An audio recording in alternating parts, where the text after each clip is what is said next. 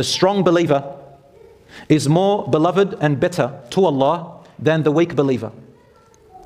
وَفِي كُلٍّ خَيْرٍ, and each one of them has goodness in them. But if a calamity were to befall you, something that was unexpected, that hurt you, not according to your goals, happened, a tragedy, a calamity befalls you, do not resort to start saying and repeating, if only I did this or that, such and such a thing would have happened. Instead say, Allah has pre-measured, and what He wills, He does. For the word if, constantly repeating it and constantly sickening yourself with it night and day, opens the door to the shaitan. Brothers and sisters, moving on now. Now I want to talk about yourself. What is a believer? How does Allah subhanahu wa ta'ala describe a believer, and what does Allah and His Messenger teach us in building ourselves? How should a believer have a relationship with his or herself? How do you love yourself? How do you honor yourself? You must build yourself. Your body is a trust. Your mind is a trust. Your wealth is a trust. Your life is a trust. And the people God put with you, Allah put with you, are a trust. Your children, your spouses, your parents, your wealth, your work, everything you have is a trust. So let us understand what Allah wants us to do with our bodies, with our mind, and with our lives. The Prophet, peace be upon him, said in a hadith which is collected by Sahih Muslim, number 2664, Al-mu'minu al-qawiyyu khayrun wa ahabbu ila Allahi min al-mu'min al-da'if. The strong believer is more beloved and better to Allah than the weak believer. وَفِي كُلٍّ خَيْرٍ, and each one of them has goodness in them. احرص على ما ينفعك. Be, what's the word for it? Be diligent, thank you Nuh. Be diligent on what benefits you. وَاسْتَعِنْ بِاللَّهِ وَلَا تَعْجَزْ. Always work and act by seeking Allah's assistance. Always make dua, seeking Allah's assistance. وَلَا تَعْجَزْ, and do not become paralyzed. Do not become paralyzed. وَإِنْ أَصَابَكَ شَيْءٌ فَلَا تَقُلْ لَوْ أَنِّي فَعَلْتُ كَانَ كَذَا وَكَذَا. But if a calamity were to befall you, something that was unexpected, that hurt you, not according to your goals, happened, a tragedy, a calamity befalls you, do not resort to start saying and repeating, if only I did this or that, such and such a thing would have happened. وَلَكِنْ قُلْ قَدَّرَ اللَّهُ وَمَا شَاءَ فَعَلْ. Instead say, Allah has pre-measured, and what He wills, He does. فَإِنَّ لَوْ تَفْتَحُ عَمَلَ الشَّيْطَانِ. For the word if, constantly repeating it and constantly sickening yourself with it night and day, opens the door to the shaitan. What does this mean, brothers and sisters? A strong believer, the ulama talked about two types of things that make you strong. The first one is your connection with Allah. So your Iman strong, there's no doubt. But the correct meaning, which the majority of the scholars talked about, including Imam al-Nawawi and others, they said a strong believer is the one who builds his or her resources, their skills, their knowledge, their health, looks after their health, strong mind, has good friends around them, builds their character. Such a person is a strong believer. Why? Because a strong believer, he said, is more beneficial and more beloved to Allah because they serve more, they can help more, they can produce more, they can assist more. They are not beggars, they are givers. They are not weak, they are strong. Than the weak believer, a weak believer who doesn't have many resources, doesn't build their skills, doesn't build their knowledge much, and rather becomes dependent on society and the community. They're the ones that most likely will receive, rather than building themselves. But the Prophet ﷺ did say both of them have good in them. They're both still good, but one is more beloved than the other.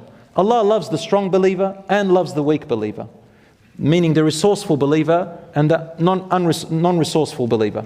But the resourceful believer who has strength is better and more beloved to Allah because they can help more. And the Prophet ﷺ said, خَيْرُ النَّاسِ أَنْفَعُهُمْ لِلنَّاسِ. The best of the people is the one who is most beneficial to people. So an incapacitated person becomes a burden and a beggar. whereas a person with strength gives. There is a story about a man who went out to seek his rizq, his provision. So he left his town seeking work and skills and so on to make money. He arrived at a town and he slept in a hotel. Then when he came out in the morning, he saw a bird, a sick bird, an injured bird who couldn't fly. And he wondered how this bird is surviving. As he's watching, he saw a healthy bird fly from the sky with a bit of worms and other food and started feeding the injured bird. So the man, he said to himself, subhanallah, here I am going out to seek my provision, when my provision is already written. If my provision is going to come to me, Allah will bring it to me, just like He brought it to this injured bird. So he packed his bags and decided to go back to his town. He says, khalas, my provision is written. When he got there, he had a shaykh, an imam, a scholar. And that's why, brothers and sisters, a person who knows, a person who learns, is more beneficial than a jahil, a person who doesn't know, than an ignorant person. An ignorant person will make many mistakes. A knowledgeable person is the one that can guide and fix. An ignorant person destroys and damages, even if their intention is good. So he went to his imam, the scholar, a learned man, and he said to him the story. And after that he said, wouldn't Allah provide me as is written? He said, yes, definitely. Nothing happens without Allah's provision. Everything is written for you that is true. But I want to ask you a question, the imam said. Do you want to be the bird that receives? Or do you want to be the bird that gives? The bird that provides, the bird that helps? Because one of them is more beloved to Allah than the other. So brothers and sisters, with working and with doing things comes qadr as well. Qadr works within the natural world. Qadr is not something supernatural that just comes down from the heavens. And that's something I really feel sad about. A lot of the Muslim ummah, they put their trust too much on supernatural things because it doesn't need much work. They wait for a sign to come down from the heavens in some supernatural way. And that's a false way of looking at dua, looking at things like istikhara, looking at dreams, looking at all these things, and then basing your entire decisions of your life on a dream that you saw. Or looking at istikhara as being some kind of miraculous outcome that has to happen. Some people say to me, if I do an istikhara, I'm meant to receive some kind of miraculous feeling that descends upon me. No, brothers and sisters. You could get a feeling, but the response to an istikhara is not that. Some say, I need to see a dream. Brothers and sisters, that's not good to rely on a dream. You may see, you may not, and no one can interpret it the right way. The shaitan can come and mislead you. So the answer to the istikhara is not a dream. In general, dreams are good, but you can't base it on that. We can't base it on things that are variable and we don't have any measure. It can easily mislead you. So don't hook ourselves too much on these things. Qadr works with the way Allah created life. So for example, if you're going to walk, didn't Allah give you legs? That is Qadr. He gave you the legs to walk. And His Qadr works hand in hand with your determination and with your physical mechanical work to walk, to go and get drink, to go and sa'i, seek. So the dua and istikhara works as reliance on Allah while you continue to go. And then if the walls all stop you and you find no other way anymore, then know that alhamdulillah, Allah is guiding you somewhere else. But don't wait for some kind of supernatural sign. That's the wrong approach, brothers and sisters. So al-mu'min al-qawi, meaning a determined, strong, resourceful, skilled believer, is better than a weak believer, than a believer who sits and worships all day in their little worshipping house. And obviously when you have more knowledge, you are far more beloved and better and more beneficial than a person without knowledge. Then the Prophet ﷺ said, be diligent on what benefits you. Again, we can see this. Everything in life, you have resources. Don't waste your time on things that have no benefit for you in your hereafter or in your world. Both, brothers and sisters. This hadith is talking about worldly and the hereafter. But then when you get your worldly, then direct it in a way that benefits you in your hereafter. So join dunya and deen and let it serve your hereafter. Avoid the haram and go for the halal and inshallah make your intention for the sake of Allah, and use your resources that benefits you, your family and others, that will benefit you for your hereafter.